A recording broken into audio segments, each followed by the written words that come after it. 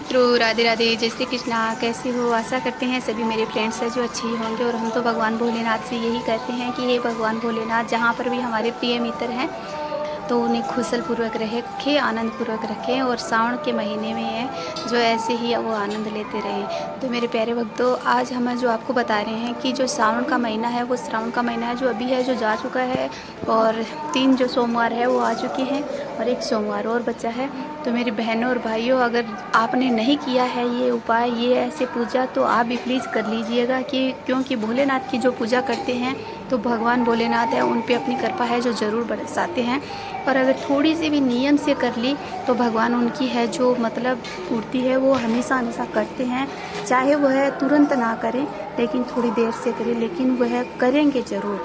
क्योंकि उनके घर में है जो है हाजिरी लग जाती है कि इस बंदे ने है जो इस दिन है जो इस तरह से पूजा की है। तो मेरी बहनों और भाइयों, ये है, अगर आपने है भोलेनाथ के मंदिर में जाकर है नहीं किया है तो प्लीज़ आप है जो 1 श्रावण का सोमवार है, अभी और बच्चा है, अभी कुछ टाइम है, थोड़ा सा है वो बच्चा है। तो इतने दिन भी आप है जो श्रावण के सोमवार की ही ज़रूरी नहीं है, मतलब आप कल से ही है जो, या फिर आज से और अभी से ही आप है जो भोलेनाथ के मंदिर में जा सकते हो। और ये है जो इस तरह से आप है जो पूजा पाठ कर सकते हो।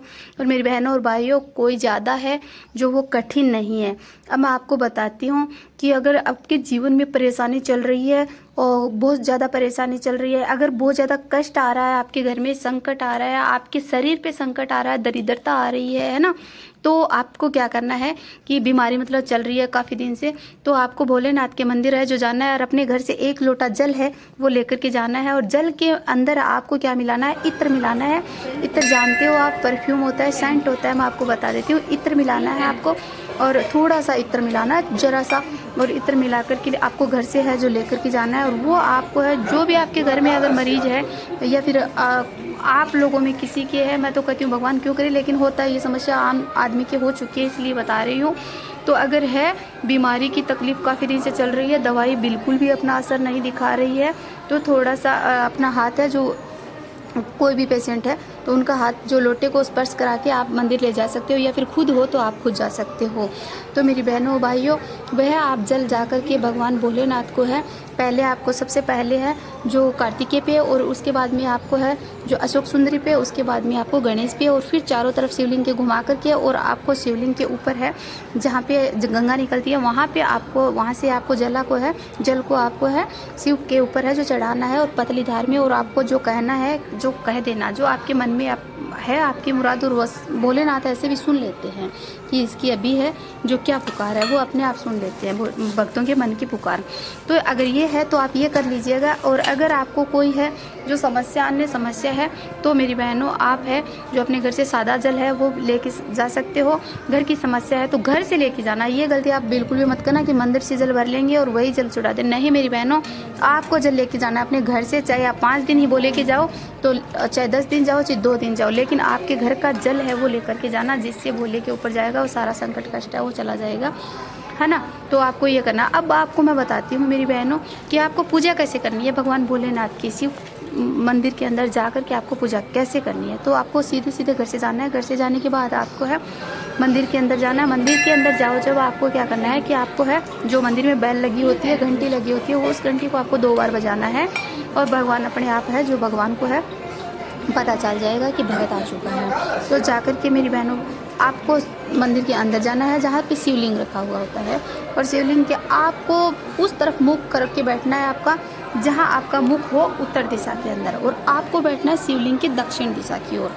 समझते हो मेरी बहनों कि जैसे देख लेना शिवलिंग, जैसे शिवलिंग है उसकी उत्तर, दक्षिण, पूर्व, पश्चिम, ये दिशा किधर किधर है, ठीक है। तो आपको बैठना है दक्षिण दिशा के अंदर बैठना है। आप दक्षिण दिशा में बैठोगे तो आपका मुख है जो उत्तर दिशा की ओर अपने आप हो जाएगा।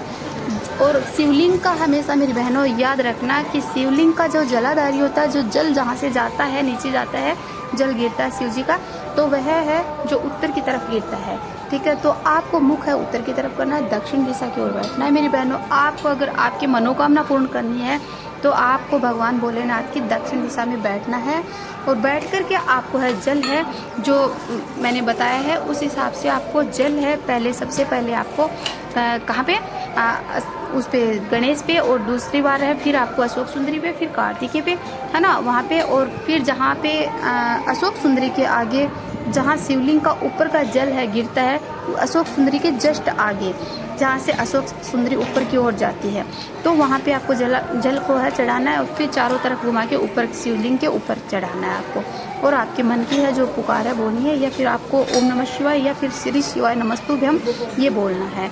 इस मंत्र को आप बोल करके, और भगवान शिव के मंदिर की ये आपको पूजा पाठ है अच्छे से आपको करना है। और मेरी बहनों, हो सके आपको तो आप घर से है जो अपना कच्चा दूध है गाय का, तो वो आप अपने घर से है जो लेकर के जाना। भगवान गाय के कच्चे दूध से बहुत ज़्यादा प्रसन्न होते हैं, तो आप गाय का चाहे थोड़ा सा भी हो, है ना, तो वह गाय का दूध लेके जाना।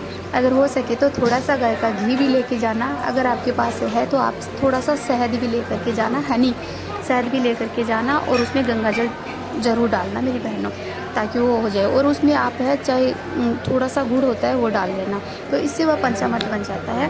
और पंचामृत बनने के बाद में वह अगर आप चढ़ाते हैं तो भगवान भोलेनाथ है अलग अलग होती है सभी की। ऐसे कि भगवान को गुड़ चढ़ाने से कौन सी मनोकामना पूर्ण होती है, गंगा जल चढ़ाने से कौन सी मनोकामना पूर्ण होती है, ये सब अलग अलग होता है ना। शहद चढ़ाने से, दही चढ़ाने से, दूध चढ़ाने से, तो आप पंचामृत बना करके है जो चढ़ाओगे तो सभी कष्टों से आप है जो निवारण पालोगे, और सभी कष्टों से आप मुक्ति पालोगे।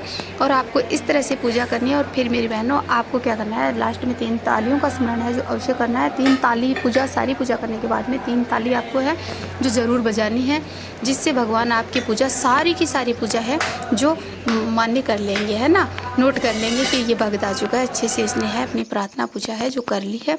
इसलिए मेरी बहनों, आपको बस श्रावण में है कुछ ही दिन बाकी है जो श्रावण के बच्चे हैं, तो आप मेरी बहनों ये इतना पुण्य है, आप कमा सकते हो, अपनी बीमारी को भगा सकते हो, अपनी समस्या को दूर कर सकते हो ये काम करके। और मेरी बहनों भाइयों, शिव भगवान है जो जितने श्रावण मास में प्रसन्न होते हैं भक्तों से, उतने कभी नहीं होते हैं। ऐसा कहा जाता है कि भोले तो भोले ही हैं, भोलेनाथ तो भोले हैं एकदम से, जो भक्त गएगा वैसे नहीं मेरी बहनों। ये कहावत है कि भोले भंडारी है, जो भोले हैं जो जैसे मांगते हैं, अगर मांगते हैं वैसे ही देते हैं, तो सभी संसार में सभी लोग मांगते हैं, देते नहीं है ना। तो मेरी बहनों, इसलिए पूजा को है अच्छे से विधि विधान से करना चाहिए। चाहे पूजा में आप करो, चाहे एक जल का लोटा भी चढ़ाओ, लेकिन विधि से चढ़ाओ मेरी बहनों भाइयों। इसलिए आपको है आज से ये कार्य है करना है, और अपनी हर समस्याओं का समाधान है जो भोलेनाथ है जो अपने को बताएंगे और अपनी मनोकामना पूर्ण करेंगे। एक बार प्यार से बोल दीजिएगा ओम नमः शिवाय, है ना। तो मेरी बहनों, जो भी मेरे भाई बहन चैनल पे नए हैं तो प्लीज़ सब्सक्राइब जरूर करके जाना। राधे राधे, ओम नमः शिवाय, हर हर महादेव।